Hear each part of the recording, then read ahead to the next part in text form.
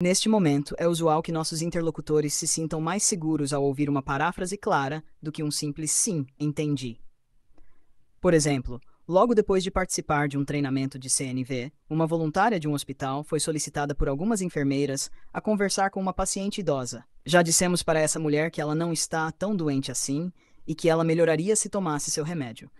Mas tudo o que ela faz é ficar sentada no quarto o dia inteiro repetindo: quero morrer, quero morrer. A voluntária se aproximou da paciente idosa e, tal como as enfermeiras haviam predito, a encontrou sentada sozinha, sussurrando repetidas vezes: quero morrer. Então a senhora gostaria de morrer. A voluntária ofereceu sua empatia. Surpresa, a mulher parou sua cantilena e pareceu aliviada. Ela começou a falar sobre como ninguém entendia quanto ela se sentia mal. A voluntária continuou repetindo os sentimentos da mulher. Não demorou muito para o diálogo ficar tão cheio de calor humano que elas estavam sentadas com os braços envolvidos uns nos outros. Mais tarde, naquele dia, as enfermeiras perguntaram à voluntária sobre sua fórmula mágica. A paciente havia começado a comer e a tomar o remédio. E aparentemente estava mais animada. Embora as enfermeiras tivessem tentado ajudá-la com conselhos e encorajamento, não foi senão quando de sua interação com a voluntária que ela recebeu aquilo de que verdadeiramente precisava: conexão com outro ser humano que pudesse escutar seu profundo desespero. Repita ao interlocutor mensagens emocionalmente carregadas. Não há regras infalíveis com relação a quando se deve parafrasear, mas, de modo geral, é seguro presumir que pessoas que expressam mensagens intensamente emocionais apreciarão nos ouvir repetir o que ouvimos delas. Quando nós mesmos estamos falando, podemos facilitar as coisas para quem nos ouve se demonstrarmos claramente quando queremos ou não que nossos ouvintes confirmem o que nos ouviram dizer. Se precisar de mais alguma coisa, a afirmação de alguém em respeito a certas normas culturais. Por exemplo, certa vez um homem chinês participou de um seminário para aprender como escutar os sentimentos e necessidades por trás das falas do pai. Por não suportar as críticas e os ataques que ouvia constantemente do pai, ele tinha horror de visitá-lo e evitava vê-lo por meses a fio. O homem veio me ver 10 anos depois e contou que sua capacidade de escutar os sentimentos e necessidades havia transformado radicalmente o relacionamento com o pai, a ponto de eles agora desfrutarem uma relação próxima e amorosa. Ele afirmou que, embora escute os sentimentos e necessidades do pai, ele não parafraseia o que escuta. Nunca digo isso em voz alta, explicou. Em nossa cultura, falar diretamente com as pessoas sobre seus sentimentos é algo a que não estão acostumadas. Entretanto, graças ao fato de eu não dizer em voz alta o que fiz como um ataque, mas como seus próprios sentimentos e necessidades, nossa relação se tornou maravilhosa. Então, você nunca falará diretamente com ele sobre sentimentos, mas é útil ser capaz de escutá-los? Perguntei. Não, agora acho que provavelmente estou pronto, ele respondeu. Agora que temos um relacionamento tão sólido, se eu lhe disser papai, gostaria de lhe falar diretamente sobre o que estamos sentindo? Acho que ele já poderia estar pronto para isso. Quando verbalizamos o que ouvimos do outro, o tom de voz que utilizamos é muito importante. Quando as pessoas nos ouvirem parafrasear o que disseram, é provável que estejam sensíveis ao menor indício de crítica ou sarcasmo. Da mesma forma, elas são receptivas ao menor indício de compaixão e compreensão. Quanto mais empatia demonstramos ao tentar parafrasear o que está acontecendo com elas, mais provavelmente elas se sentirão compreendidas e responderão de forma semelhante. Uma vez que parafraseamos as mensagens que ouvimos e descobrimos as necessidades não atendidas, podemos nos concentrar em como atendê-las, alegando que compreendemos. Por trás de mensagens intimidadoras estão simplesmente pessoas pedindo para satisfazermos suas necessidades. Também precisamos estar preparados para a possibilidade de que a intenção por trás de nossa paráfrase seja mal interpretada. Não me venha com essa baboseira de psicológica, a pessoa pode nos dizer. Se isso acontecer, podemos continuar a nos concentrar nos sentimentos e necessidades de nosso interlocutor. Talvez vejamos nesse caso que ele não confia em nossas motivações e precisa de mais compreensão de nossas intenções antes de ser capaz de apreciar ou ouvir nossas paráfrases. Como já vimos, todo tipo de crítica, ataque, insulto e julgamento desaparece quando concentramos nossa atenção em ouvir os sentimentos e necessidades por trás de uma mensagem. Quanto mais praticarmos isso, mais perceberemos uma verdade simples. Por trás de todas essas mensagens que permitimos que nos intimidem, estão simples indivíduos com necessidades insatisfeitas, pedindo que contribuamos para seu bem-estar. Quando recebemos as mensagens com essa consciência, nunca nos sentimos desumanizados pelo que o outros têm a nos dizer. Se não temos bem claro que nos dedicamos a ouvir e atender às necessidades, podemos nos tornar insensíveis ao fato de que os outros estão sofrendo. Como diz o escritor e mitólogo Joseph Campbell, temos de estar dispostos a nos livrar da vida que planejamos para poder receber a vida que nos espera. Compreendemos que as duras críticas que anteriormente recebíamos como críticas ou culpa começam a ser vistas como os presentes que são, oportunidades de ajudar as pessoas que estão sofrendo. Uma mensagem difícil se torna uma oportunidade de enriquecer a vida de alguém. Se acontecer com frequência desconfiarem de nossas motivações e de nossa sinceridade, quando parafraseamos suas palavras, podemos precisar examinar nossas próprias intenções mais de perto. Talvez estejamos repetindo e acionando os recursos da CNV de maneira mecânica, sem manter uma clara consciência de nosso propósito. Podemos nos perguntar, por exemplo, se estamos mais empenhados em aplicar o processo corretamente do que em nos ligarmos ao ser humano à nossa frente. Ou talvez, mesmo que estejamos usando a CNV em sua forma, nosso único interesse seja mudar o comportamento da outra pessoa. Parafrasear poupa tempo. Algumas pessoas resistem a parafrasear, considerando isso uma perda de tempo. Um subprefeito explicou durante uma sessão prática: "Sou pago para dar fatos e soluções, não para sentar e fazer psicoterapia com cada pessoa que entra em meu escritório." Esse mesmo subprefeito, porém, estava sendo confrontado por cidadãos indignados, que iam vê-lo com suas preocupações apaixonadas e saíam insatisfeitos por não terem sido escutados. Alguns desses cidadãos mais tarde me confessaram: "Quando você vai ao escritório dele, ele lhe dá um monte de fatos, mas você nunca sabe se ele o escutou primeiro. Quando isso acontece, você começa a não confiar mais nos dados que ele apresenta. Parafrasear tende a poupar tempo, não a desperdiçá-lo. Estudos de negociações trabalhistas demonstram que o tempo necessário para atingir a solução do conflito é reduzido à metade, quando cada negociador concorda, antes de responder, em repetir precisamente o que o interlocutor anterior disse." Lembro-me de um homem que no início era cético quanto ao valor da paráfrase. Ele e a esposa estavam participando de um seminário de CNV, numa época em que seu casamento estava sendo afetado por problemas sérios. Durante o seminário, a esposa disse a ele: "Você nunca me escuta."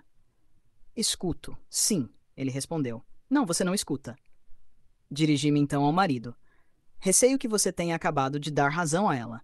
Você não respondeu de uma maneira que a faça saber que você estava escutando o que ela dizia." Ele ficou intrigado com o que eu estava querendo dizer, de modo que pedi permissão para interpretar o papel dele. Permissão esta que ele deu com agrado, já que não estava tendo muito sucesso naquilo. Sua esposa e eu tivemos o seguinte diálogo: "Esposa, você nunca me escuta." Eu, no papel do marido: "Parece que você está terrivelmente frustrada porque gostaria de sentir uma ligação maior entre nós quando conversamos." A mulher se debulhou em lágrimas quando finalmente recebeu essa confirmação de que ela havia sido compreendida.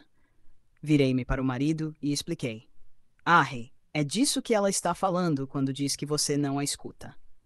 O marido se pôs de pé, foi até onde a esposa estava sentada e declarou: "Isso é tudo o que eu queria para nossa relação." Foi a primeira vez que eu pude experimentar em primeira mão essa confirmação de que ela estava conectada a ele com empatia.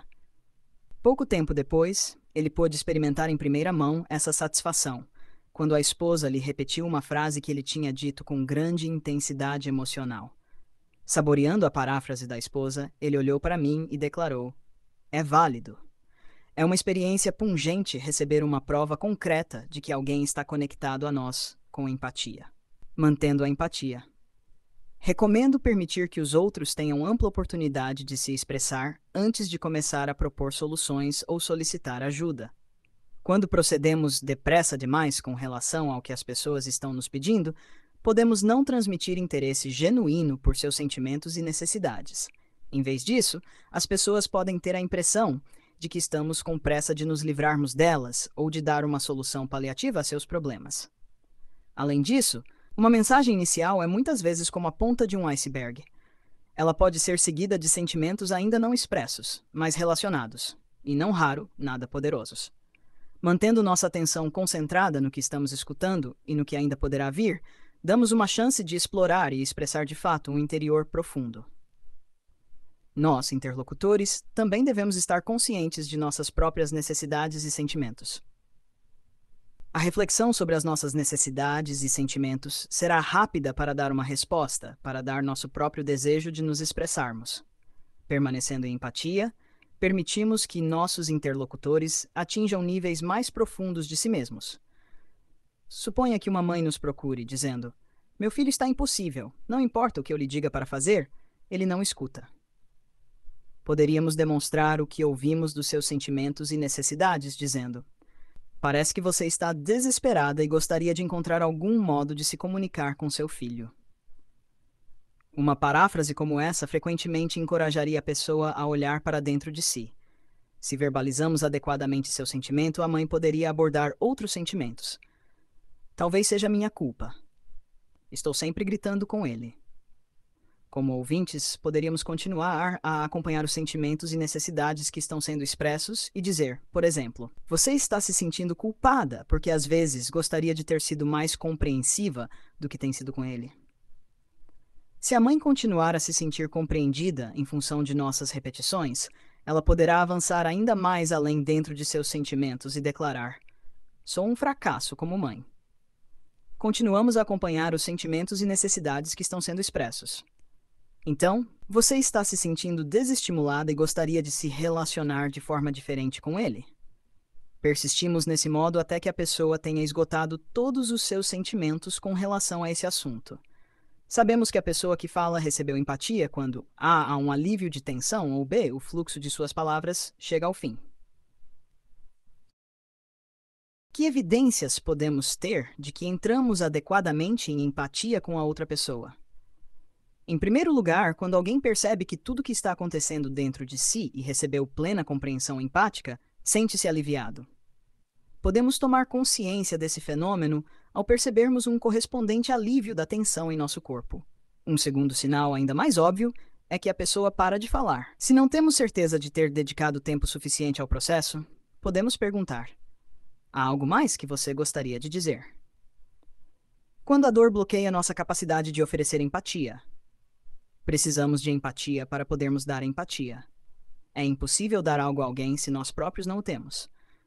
Da mesma forma, se não temos a capacidade ou a disposição de oferecer empatia, apesar de nossos esforços, isso é geralmente um sinal de que estamos precisando demais de empatia para podermos oferecê-la aos outros. Às vezes, se reconhecermos abertamente que nosso próprio sofrimento está nos impedindo de responder com empatia, a outra pessoa pode chegar até nós com a empatia de que precisamos. Em outras ocasiões, pode ser necessário nos equiparmos com alguma empatia emergencial de primeiros socorros, prestada atenção no que está acontecendo conosco. Em vez de avançar qualquer pretensão de que estamos prontos para sentir empatia por nós mesmos, frequentemente experimentamos uma liberação natural de energia, que em poucos segundos nos permite estar presentes para o outro. Se isso não acontecer, porém, teremos algumas outras opções. Poderemos gritar, de forma não violenta. Lembro-me de passar 3 dias fazendo mediações entre 2 gangues cujos membros estavam se matando uns aos outros. Uma delas se chamava Os Egípcios Negros. A outra, Departamento de Polícia de East St. Louis. O placar estava em 2-1. Um total de 3 mortos em um mês. Depois de 3 dias tensos tentando reunir esses grupos para se ouvirem e resolverem suas diferenças, eu estava dirigindo para casa e pensando que nunca mais queria estar no meio de um conflito pelo resto de minha vida. A primeira coisa que vi quando entrei pela porta dos fundos foi meus filhos se agarrando numa briga. Eu não tinha energia para lhes oferecer empatia, então gritei de forma não violenta: "Ei, estou numa situação de muito sofrimento. Nesse momento, eu realmente não quero ter de lidar com a briga de vocês. Só quero um pouco de paz e sossego." Meu filho mais velho, então com 9 anos, parou de brigar, olhou para mim e perguntou: "Você quer conversar sobre seu sofrimento?" Descrevi que se eles conseguissem parar de brigar por apenas 20 minutos, eu teria tempo para descansar e conversar sobre o que estava acontecendo com eles. Eles pararam e eu tive meu tempo de descanso. É claro que não era sua intenção me causar tanto sofrimento. Meus filhos não estavam conscientes de minhas necessidades desesperadas e meu sofrimento naquele momento. Entretanto, se a outra parte também estiver passando por tal intensidade de sentimentos e não conseguir mesmo nos escutar nem nos deixar em paz, o terceiro recurso é nos removermos fisicamente da situação. Damos a nós mesmos o tempo e a oportunidade de conseguir a empatia necessária para voltar com outro estado de espírito. Resumo. A empatia é a compreensão respeitosa do que os outros estão vivenciando. Em vez de oferecermos empatia, muitas vezes sentimos uma forte urgência de dar conselhos ou encorajamento e de explicar nossa própria posição ou nossos sentimentos. Entretanto, a empatia requer que esvaziemos nossa mente e escutemos os outros com a totalidade de nosso ser. Na CNV, não importa quais palavras os outros usam para se expressar, simplesmente prestamos atenção em suas observações, sentimentos, necessidades e pedidos. Podemos então desejar repetir o que ouvimos, parafraseando o que compreendemos. Permanecemos assim em empatia, permitindo que os outros tenham ampla oportunidade de se expressar antes de começar a propor soluções ou pedir por amparo. Precisamos sentir empatia para dar empatia.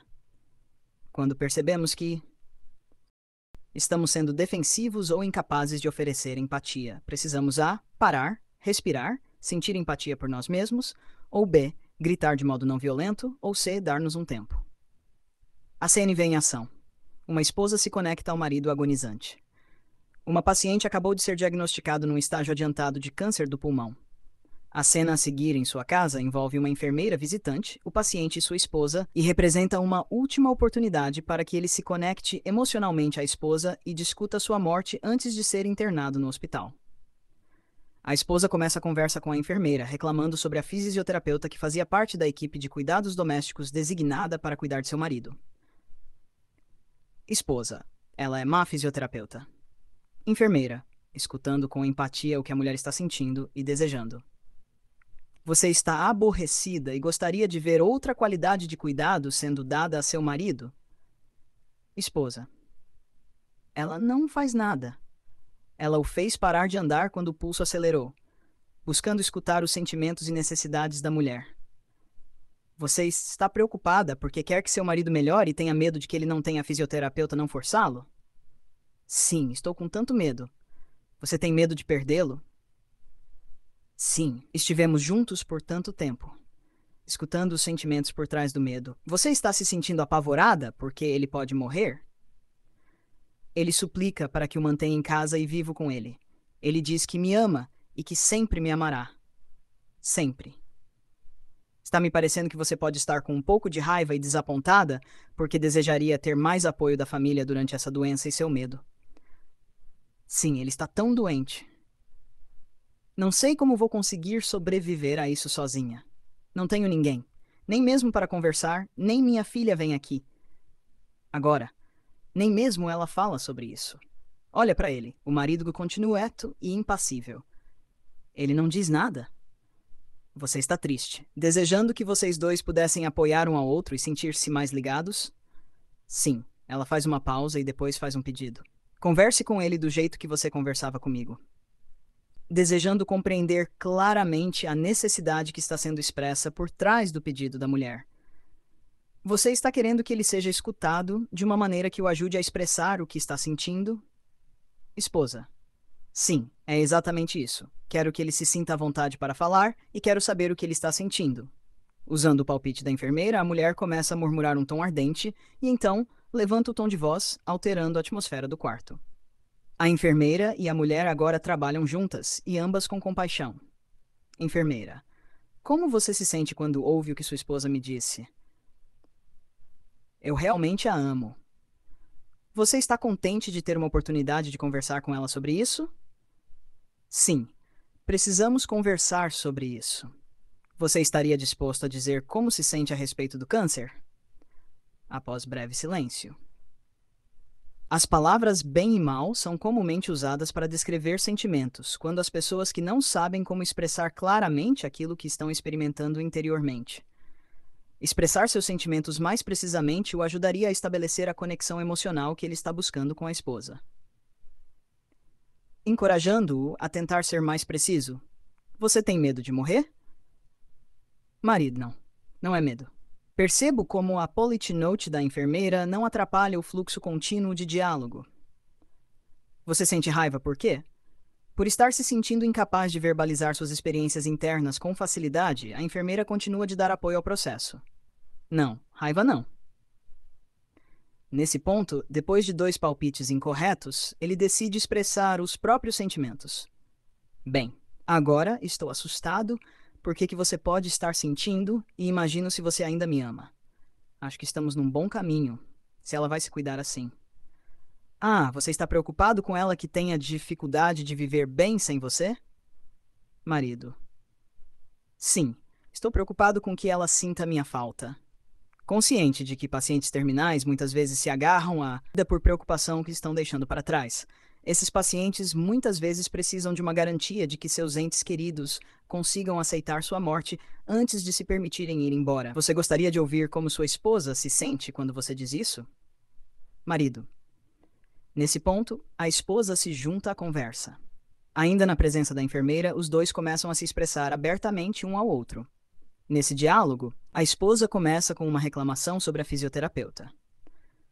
Porém, depois de uma conversa na qual ela se sente recebida com empatia, é capaz de estabelecer o que realmente busca é uma conexão mais profunda com o marido durante esse momento crítico da vida. Exercício 5. Diferenciando receber com empatia de receber sem empatia. Se você gostaria de fazer um exercício para verificar se nos comunicamos adequadamente a respeito da empatia, faça um círculo ao redor do número em frente de cada diálogo abaixo, em que a pessoa B está respondendo com empatia ao que está acontecendo com a pessoa A. 1. Pessoa A. Como eu pude fazer algo tão estúpido? Pessoa B. Ninguém é perfeito, você está sendo muito duro consigo mesmo. Você viu no noticiário que devemos mandar todos esses imigrantes de volta ao lugar de onde vieram? Você realmente acha que isso resolveria alguma coisa? Pessoa A. Você não é Deus. Pessoa B. Você acha que existem outras formas de abordar e analisar esse problema? 4. Você acha muito natural que eu faça tudo para você. Fico imaginando o que você faria sem mim. Isso não é verdade. Eu valorizo o que você faz por mim. Como você pôde me dizer uma coisa dessas? Você está magoado porque eu disse aquilo? Estou furiosa com meu marido. Ele nunca está por perto quando preciso dele. Pessoa, você acha que ele deveria estar mais próximo do que costuma estar? 7.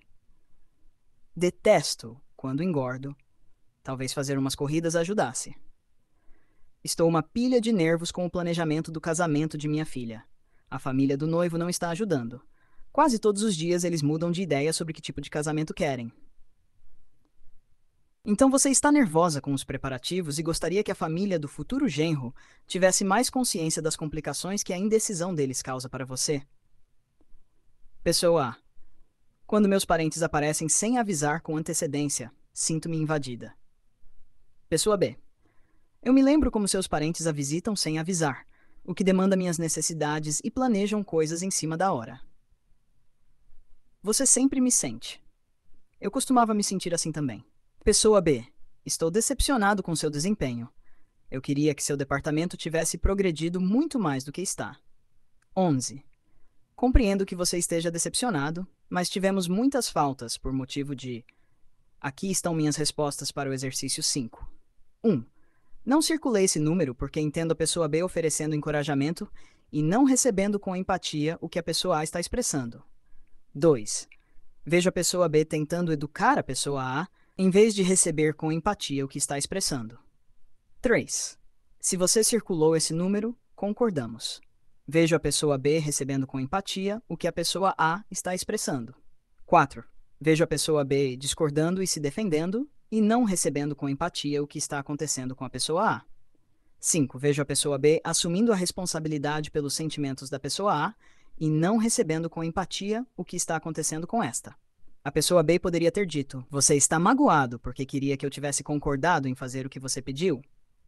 6. Se você circulou esse número, concordamos em parte. Vejo a pessoa B receptiva aos pensamentos da pessoa A.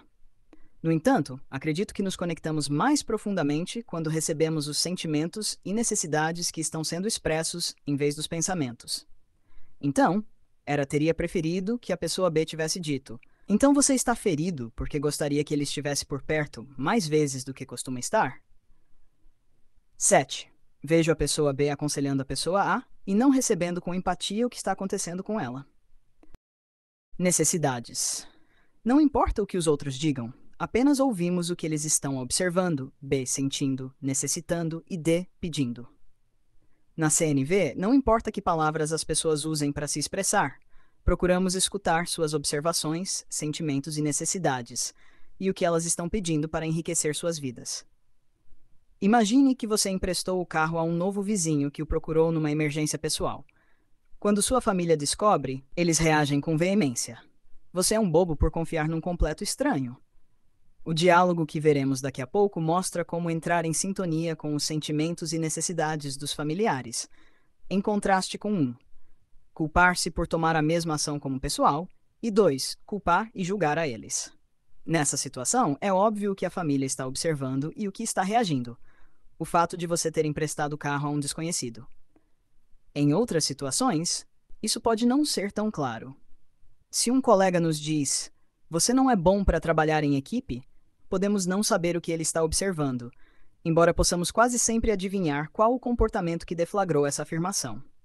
O diálogo a seguir, ocorrido num seminário, demonstra a dificuldade de se concentrar nos sentimentos e necessidades dos outros, quando estamos acostumados a assumir a responsabilidade por seus sentimentos e tomar como pessoal o que eles dizem. A mulher no diálogo ficou admirada. Ouvir os sentimentos e as necessidades dos outros é sem dúvida a condição mais difícil que a CNV nos coloca. Normalmente, ao escutarmos o que alguém nos diz, concentramos nossa atenção em uma das 4 reações abaixo.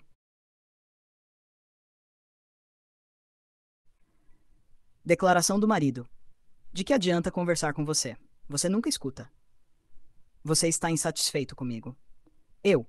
Quando você diz comigo, está implicando que os sentimentos dele são o resultado do que você fez. Eu preferiria que você perguntasse: você está insatisfeito porque estava precisando de... E não, você está insatisfeito comigo.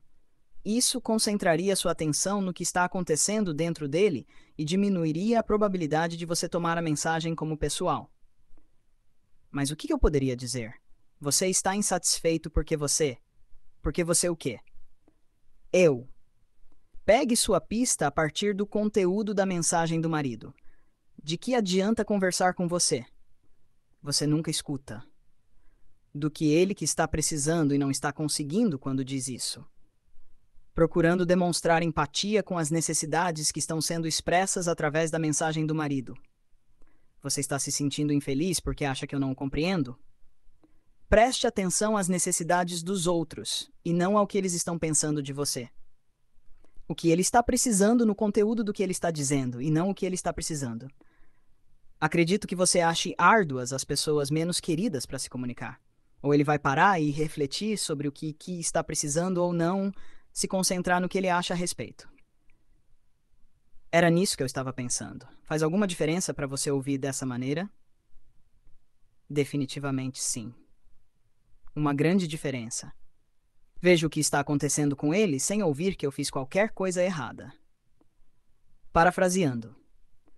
Depois de concentrarmos nossa atenção no que os outros estão observando, sentindo, necessitando e no que eles estão pedindo para enriquecer a própria vida, podemos desejar lhes dar um retorno, parafraseando o que compreendemos. Quando abordamos a questão dos pedidos, discutimos como pedir essa confirmação. Agora veremos como oferecê-la aos outros. Se recebemos com precisão a mensagem da outra pessoa, nossa paráfrase confirmará isso para ela. Por outro lado, se nossa paráfrase estiver incorreta, a pessoa terá a oportunidade de corrigi-la.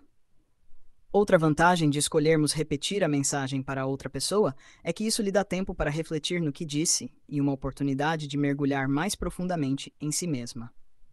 A CNV sugere que nossa paráfrase tome a forma de perguntas que revelem nossa compreensão, ao mesmo tempo em que estimulam quaisquer correções necessárias da parte da outra pessoa. As questões podem se concentrar em 1. O que os outros estão observando? Você está reagindo à quantidade de noites em que estive fora na semana passada?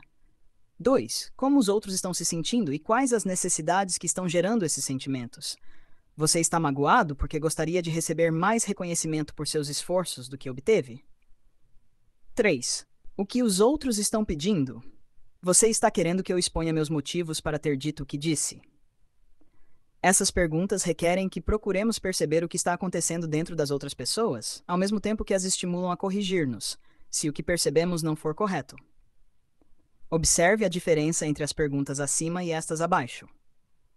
1. Você está se referindo a qual atitude minha? 2. Como você está se sentindo? Por que você está se sentindo assim? 3. O que você quer que eu faça? Ao solicitar informações, primeiro expresse seus próprios sentimentos e necessidades.